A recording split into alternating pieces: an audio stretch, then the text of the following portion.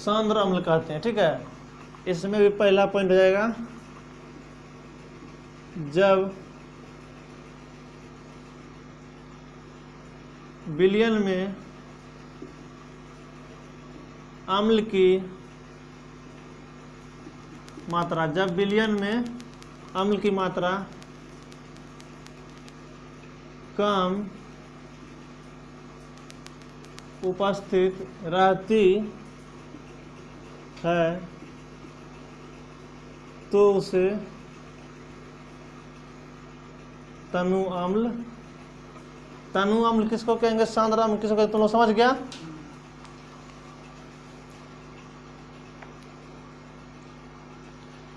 तनु का मतलब हो गया डाइल्यूट, इसको इंग्लिश में बोलते हैं, क्या बोलते हैं, डाइल्यूट मतलब पतला हुआ। ठीक है, इसको बोलते हैं कंसंट्रेटेड, कंसंट्रेटेड। ठीक है,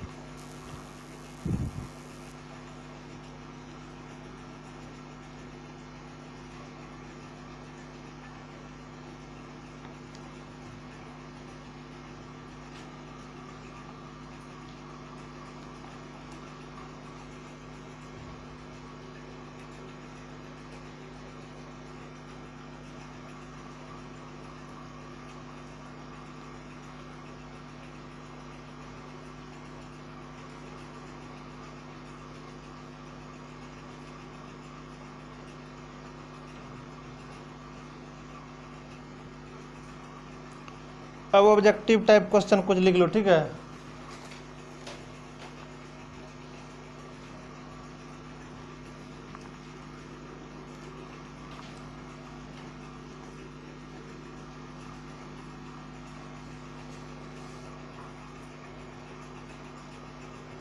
अब लिख लो,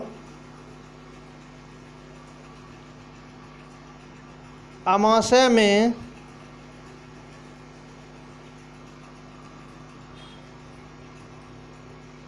अमाशय रस में, क्वेश्चन लिखो,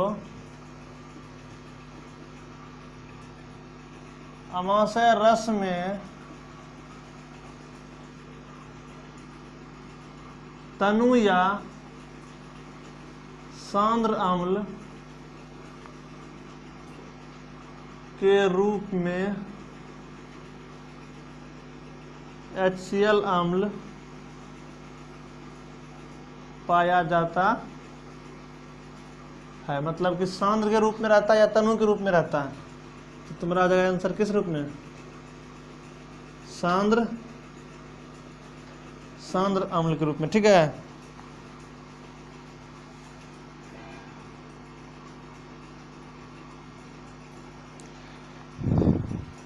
देखो एंटासेप्टिक के रूप में किस अम्ल का प्रयोग किया जाता है, दूसरा क्वेश्चन,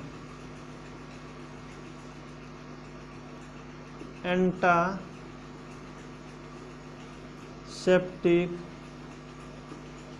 के रूप में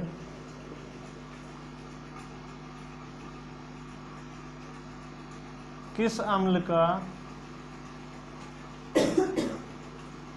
प्रयोग किया जाता है, तो आंसर लिख लो, बोरिक अम्ल, बोरिक अम्ल। सूत्र लिखाए थे H3BO3 लिखाए थे ना, बोरिक अम्ल।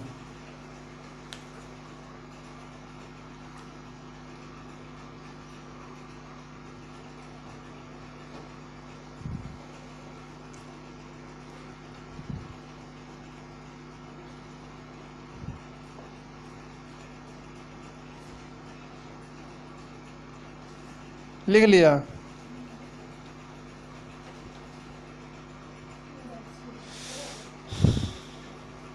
देखो मान लो कि H2SO4 अम्ल रे शरीर पर गिर गया कहीं। ठीक है, तो अब उसको खत्म करने के लिए किसका प्रयोग करेंगे, तो वहां पे भस्म, दुर्बल भस्म का प्रयोग करेंगे। ठीक है, अम्लीयता नष्ट हो जाएगा। ठीक है, जब कहीं शरीर पर अम्ल गिर गया तो वहां पे भस्म का प्रयोग किया जाना चाहिए, मिटा दें, जो भी भस्म हो जाए।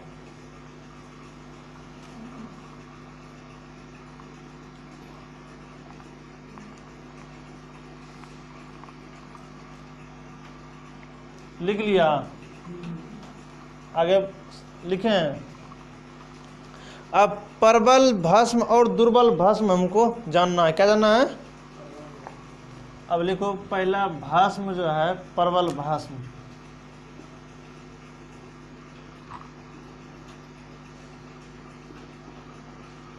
प्रबल भस्म मतलब शक्तिशाली भस्म, ठीक है।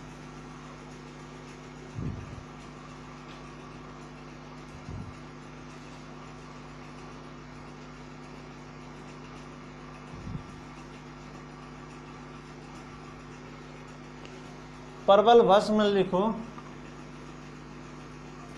वे भस्म जो जल में घुलकर पूर्णतः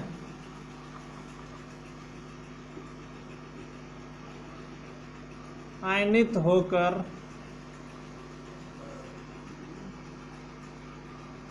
OH माइनस आयन प्रदान करता है या देता है, ठीक है, उसे क्या कहते हैं? उसे प्रबल भस्म कहते हैं। वे भस्म जो जल में घुलकर पूर्णतः OH माइनस, पूर्णतः आयनित होकर OH माइनस आयन प्रदान करता है, उसे क्या कहते हैं? प्रबल भस्म कहते हैं। जैसे एग्जाम्पल इसका हो जाएगा प्रबल भस्म का, सोडियम हाइड्रोक्साइड, पोटेशियम हाइड्रोक्साइड, ये क्या है? दोनों प्रबल भस्म है, प्रबल भस्म, ठीक है। दूसरा लिख लो दुर्बल भस्म। क्या लिखेगा दूसरा? दुर्बल भस्म। इसमें लिखेगा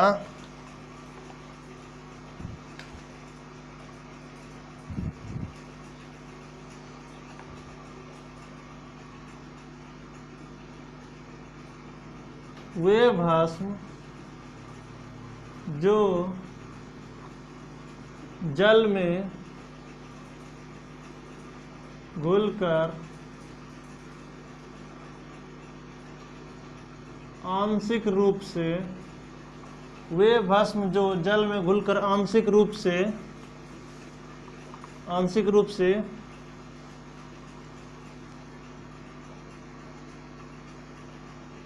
आयनित, समझ में आ रहा है जी? आयनित होकर OH माइनस मतलब कम मात्रा में जो है आयन प्रदान करेगा, ठीक है।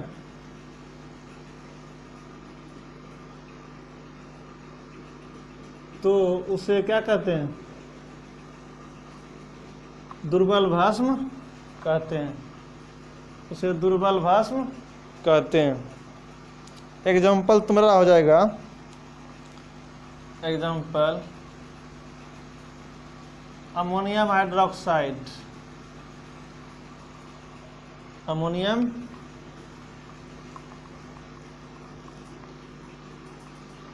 हाइड्रोक्साइड, कैल्शियम हाइड्रोक्साइड, ये सब क्या है? दुर्बल भस्म का उदाहरण है। मैग्नीशियम हाइड्रोक्साइड, ये सब क्या है? दुर्बल भस्म है। अब हम लोग जो देखेंगे पीएच, अमोनिया NH3 होता है, NH4 हो गया, अमोनियम हाइड्रोक्साइड। अमोनिया का सूत्र क्या होता है? NH3 होता है। यहाँ जब मिल के नाम बदलता है, समझा? जब अलग अलग है तो कुछ अलग नाम होता है, ठीक है। मिलने के बाद कुछ नाम में परिवर्तन होता है।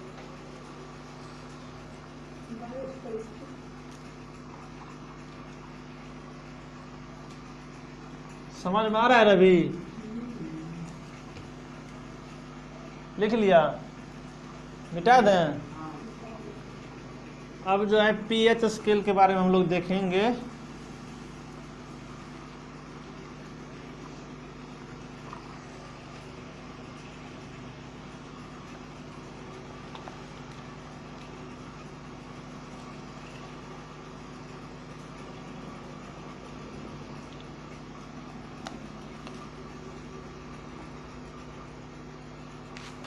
लिखो क्वेश्चन।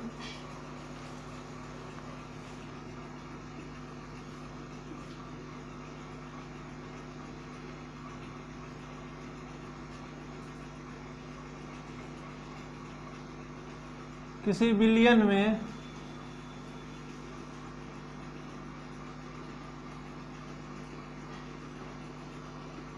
अम्लीय तथा भस्मीय का मापन किस स्केल के द्वारा किया जाता है? किस स्केल की सहायता से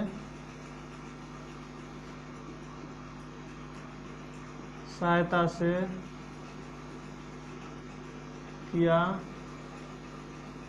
जाता है? किसी बिलियन में अम्लीय तथा भस्मीय का मापन किस स्केल की सहायता से किया जाता है? तो क्या हो जाएगा आंसर? pH scale. ठीक है,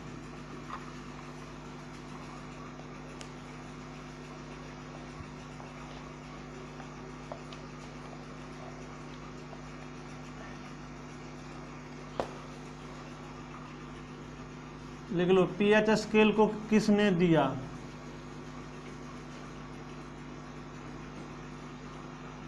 किस वैज्ञानिक ने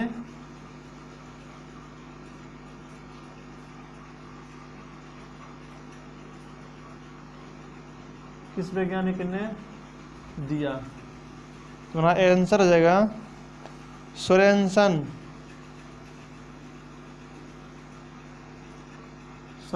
नामक वैज्ञानिक ने 1909 ईस्वी में दिया। ठीक है,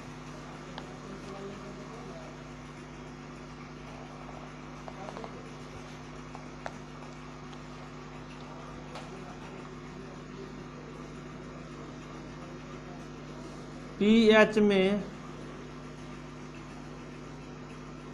P शब्द, pH में जो है P शब्द की उत्पत्ति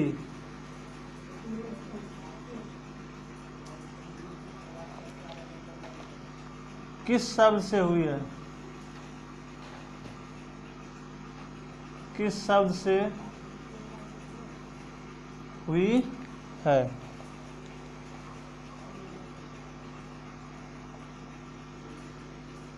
लिखो आंसर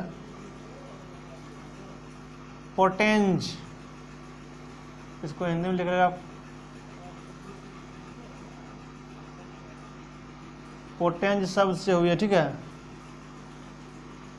जिसका अर्थ होता है पावर। क्या होता है? पावर मतलब हुआ शक्ति। क्या होता है मतलब? पावर, शक्ति। ठीक है,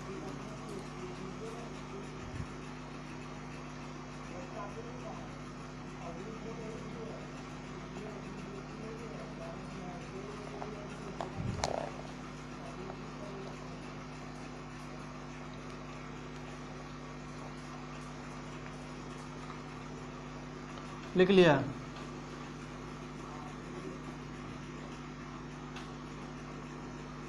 pH स्केल पर 0 से 14 तक मान अंकित रहता है। ठीक है, कहाँ तक मान अंकित रहता है? 0 से 14 तक।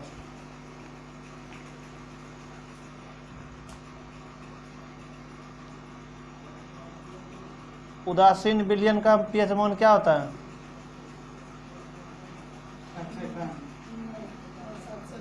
उदासीन विलयन का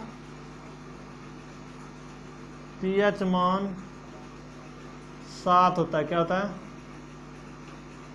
7 होता है। ठीक है, ऊपर मिटा दें।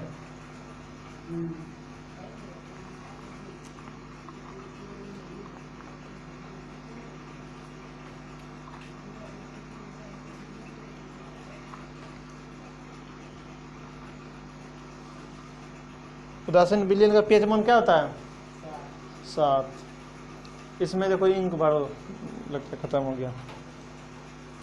इस प्रकार से पीएच स्केल होता है, इस प्रकार से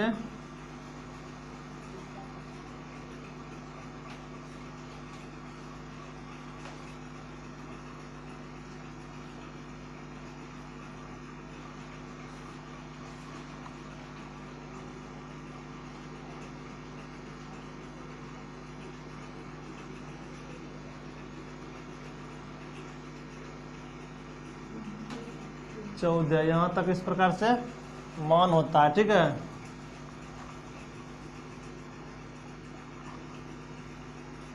पीएच स्केल, यहाँ पे पीएच क्या हो गया? 0 हो गया। यहाँ पीएच क्या हो गया? 14 हो गया। ये जो 7 होता है कोई भी बिलियन का मान 7 होता है उदासीन। इसको एक ट्रिक से याद रखो, कैसे याद रखेंगे? 7 से कम होगा तो क्या होगा? अम्लीय होगा, क्या होगा? और 7 से अधिक होगा तो क्षारीय। जना देखो, कम अम्लीय, 7 से कम, कम कम से क्या होता है? मतलब याद रखने के लिए भूलो ने रिलेट करके, यदि 7 से मान है कम, क्या होगा?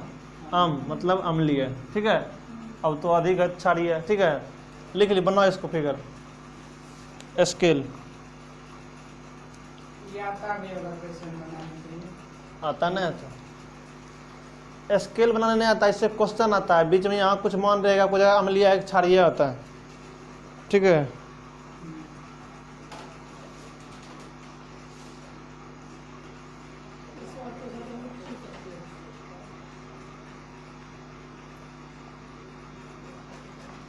अम्लीय शक्ति एवं क्षारीय शक्ति को मापने के लिए जो है पीएच स्केल का प्रयोग किया जाता है, ठीक है।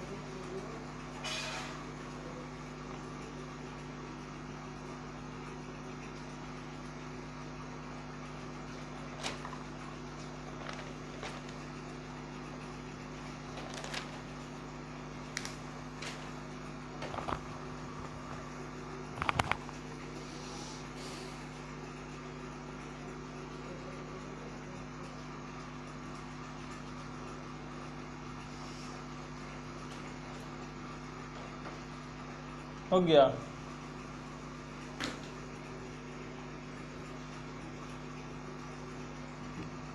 स्केल मिटा दें।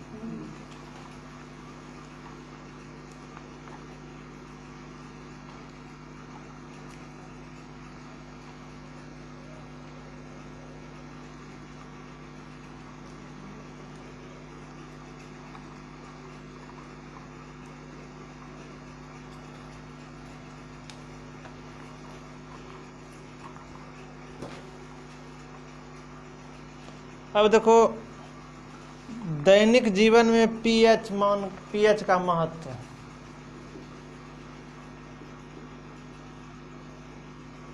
दैनिक जीवन में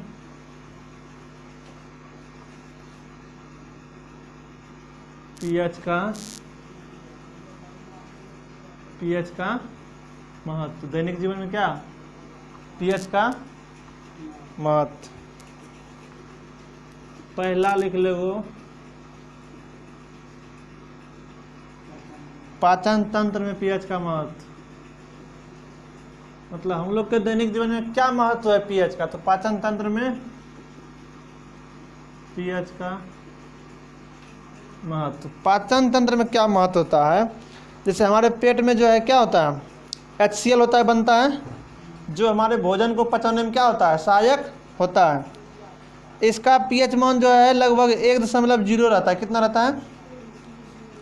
लेकिन यदि जब अपच हो जाता है तो इसकी अम्लता जो है क्या होता है? बढ़ जाता है। और बढ़ जाता है तो इसका अम्लता कम करने के लिए किसका प्रयोग करते हैं? एंटाएसिड का। लिखाए हैं, एंटाएसिड को मिल्क ऑफ मैग्नीशिया भी कहा जाता है। मैग्नीशियम हाइड्रोक्साइड को क्या कहते हैं? Milk of magnesia. और सोडियम हाइड्रोजन कार्बोनेट का भी प्रयोग किया जाता है। तो लिख लो। पाचन तंत्र में पीएच का क्या महत्व है? यदि क्वेश्चन आ गया तो क्या लिखेगा? यह जो है भोजन को पचाने में मदद करता है अम्ल, लेकिन यदि एक सीमा से अधिक हो जाता है तो वहाँ जो होता है हम लोगों को क्या होता है? एसिडिटी होता है ना, मतलब ढकार होता है ना। एसिडिटी मतलब क्या हुआ? उसको कम करने के लिए एंटासिड का प्रयोग करते हैं। तो पीएच स्केल का महत्व तो यही है कि हम मापते हैं कि मेरा कितना जो है पीएच है। यदि 1.0 है तो ठीक है, लिख लो।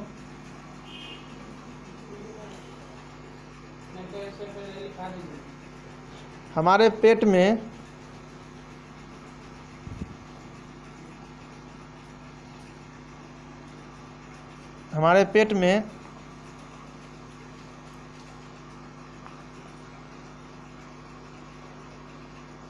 अम्लता का मान, ब्रैकेट में पीएच दे देना, पीएच।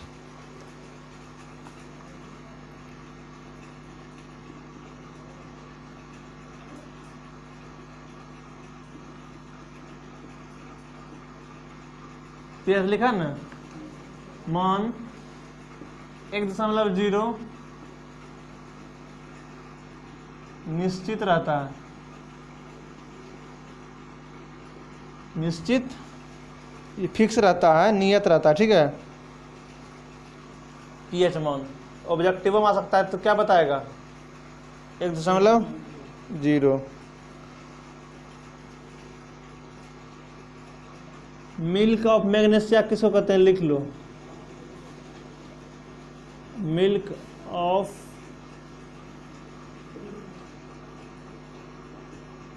मैग्नीशिया का सूत्र मैग्नीशियम हाइड्रोक्साइड, क्या? MgOH का होल 2।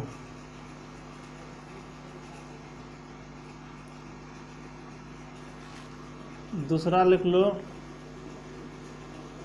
पीएच के परिवर्तन का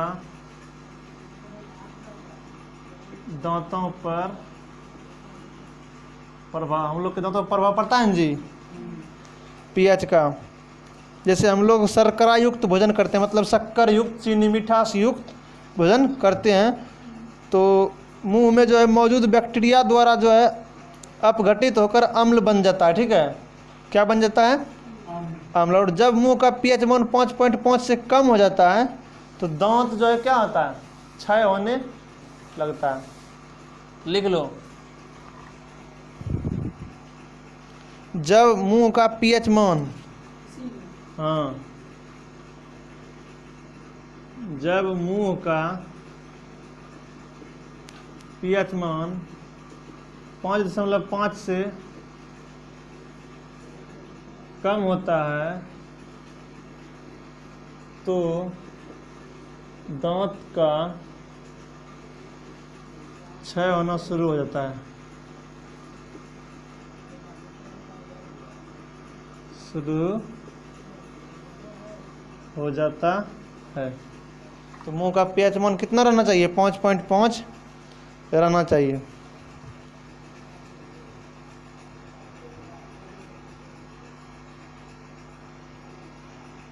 नीम के दातुन से भी दांत साफ करने से क्या होता है? दांत की रक्षा होता है। लिख लिया। थकान के समय शरीर के मांसपेशियों में अम्ल की उत्पत्ति। हम लोग को जो थकान महसूस होता है, हम लोग काम करते हैं, थक जाते हैं, थकान महसूस होता है ना, उसका भी कारण जानता है क्या है? लैक्टिक अम्ल जो है हम लोगों के शरीर में जमा हो जाता है कहीं कहीं, ठीक है। वो लैक्टिक अम्ल के जमा हो जाने के कारण जो है हम लोगों को शरीर में दर्द देता है। कभी कभी तुम लोग दही दूध खाने के बाद शरीर में दर्द, दही खाने के बाद शरीर में दर्द होता है। दही चूड़ा खा लो ना, कौन धंधा करने का मन नहीं करेगा, तो उसका मेन कारण है लैक्टिक अम्ल का जमा हो जाना, ठीक है। लिख लो, थकान के समय शरीर के मांसपेशियों में अम्ल की उत्पत्ति। थकान के समय शरीर में अम्ल की उत्पत्ति। थकान के समय शरीर में अम्ल की उत्पत्ति, वही मांसपेशियों में मतलब होता है, ठीक ना, मांसपेशी में उत्पन्न होता है। कहाँ होता है? शरीर के मांसपेशी में, यहाँ लिख लो मांसपेशी में, मांसपेशी में।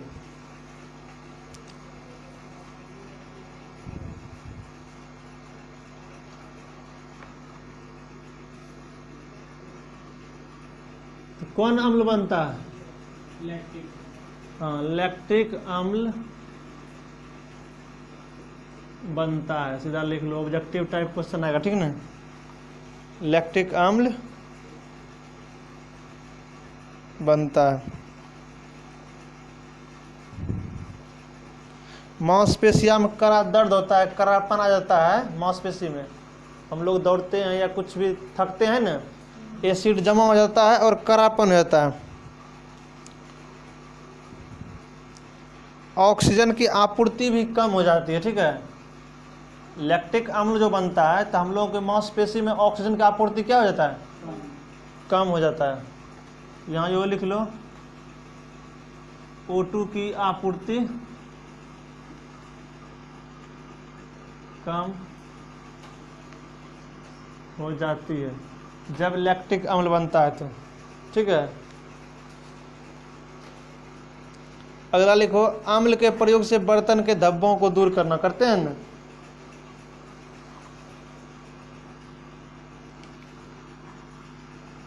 अम्ल के प्रयोग से बर्तन के धब्बों को दूर करना।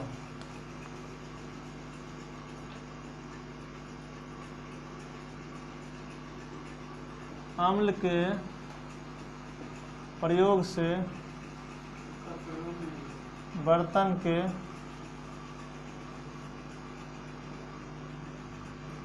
धब्बों को दूर करना। बेहुदा कहीं का, कपड़ा के एसिड से धोता है।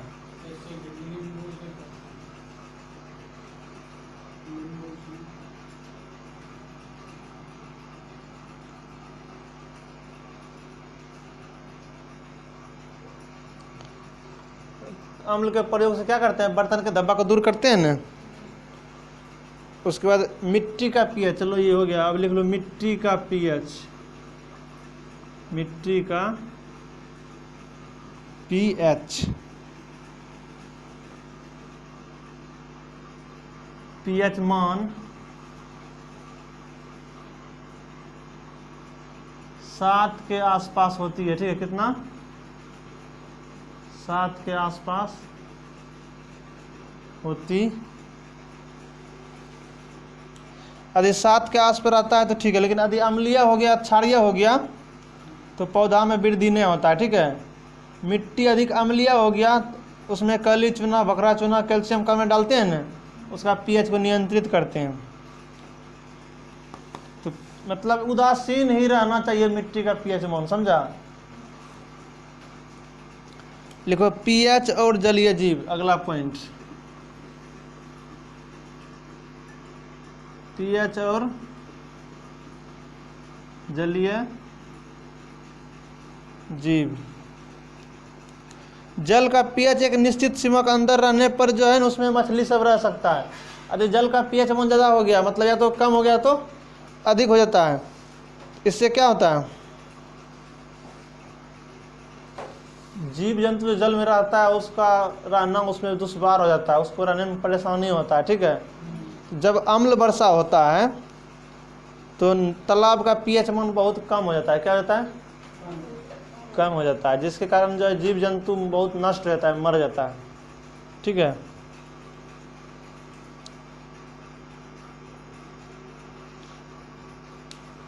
अगला पॉइंट लिख लो, प्रकृति द्वारा उदासीनीकरण की व्यवस्था। प्रकृति द्वारा उदासीनीकरण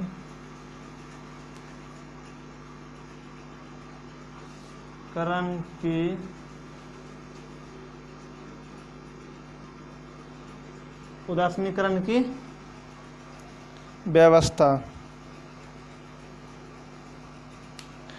नेटल एक झाड़ी में उगने वाला पौधा है, ठीक है ना। इसके पत्तों में डसने वाले रोए होते हैं, अचानक छू जाने से चमड़ी में खुजली होने लगता है। एक आध गो ऐसा पेड़ पौधा जंगल झाड़ में या कहीं देखा होगा, शरीर में जो सट जाता है क्या होता है, नोचने लगता है ना, खुजली होने लगता है। इस खुजली के उपचार हेतु डाक पौधा के पत्ती को खुजली वाले स्थान पर रगड़ा जाता है। डाक पौधा नेटल पौधे के नज़दीक ही उगते हैं। डाक पौधों के पत्ते से रगड़ने से खुजली दूर हो जाती है, क्योंकि इसके रस में क्षार की उपस्थिति होती है और नेटल जो होता है उसमें अम्ल होता है, ठीक है।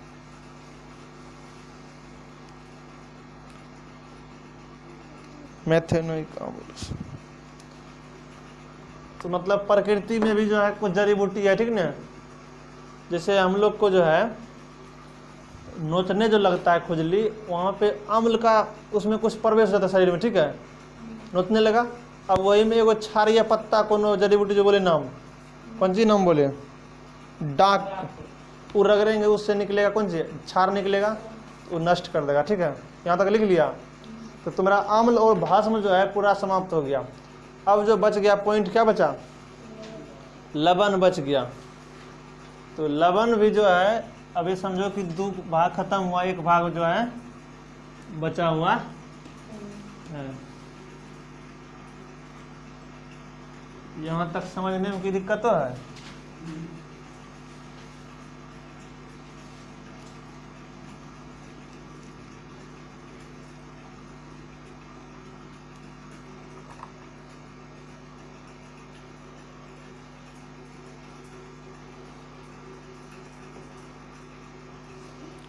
अब देखो हम लोग लवण देखते हैं, क्या देखेंगे, लवण।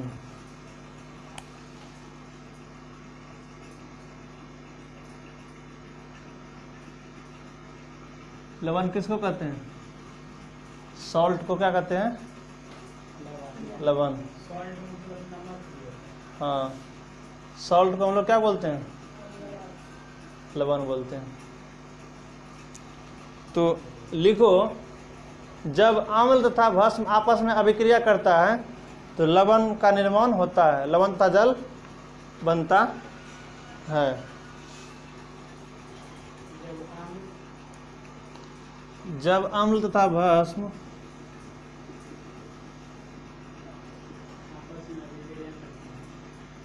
हाँ, जब अम्ल तथा भस्म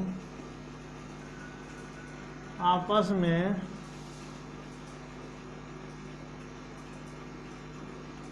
अभिक्रिया करता है तो लवण तथा जल बनता, लवणता जल बनता है।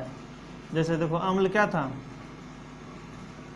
HCl, भस्म क्या था, सोडियम हाइड्रोक्साइड, क्या बनाता है, NaCl प्लस H2O।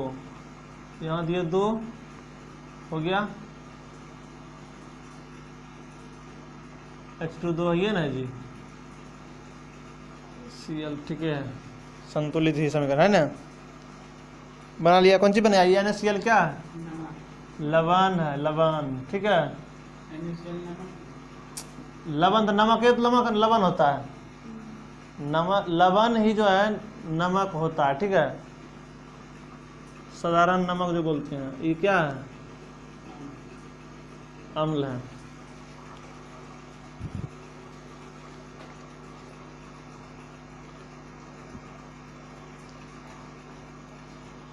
लिख लिया।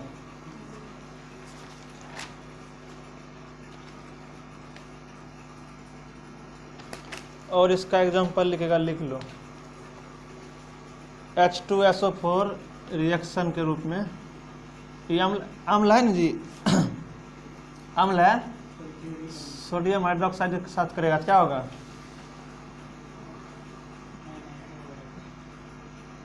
क्या होगा? NaHSO4।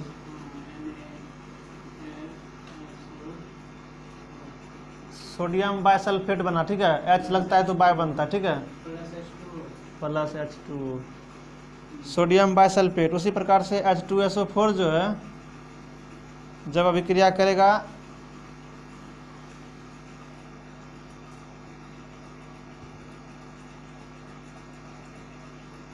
तो एक बार इस सोडियम बाइसल्फेट भी बनाता है, ठीक है, एक बार जो है सोडियम सल्फेट Na2SO4, तब यहाँ पे 2 गो H2O बनाता है। क्या गो? 2 गो, यहाँ 2 लगेगा तब बैलेंस हो जाएगा, ठीक है।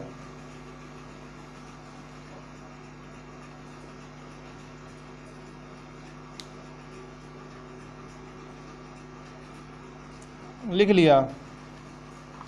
यहाँ तक लिख लिया?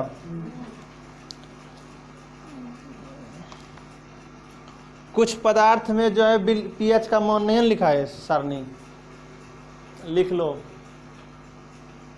मिटा दें? लास्ट में लिखा देंगे।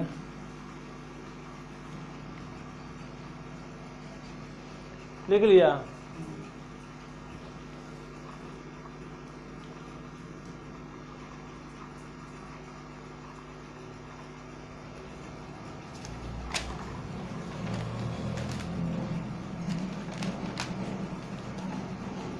अब लिखो लवणों के नामकरण।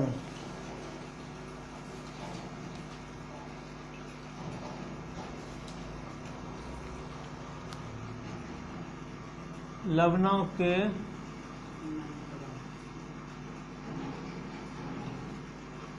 नामकरण, लवणों के नामकरण।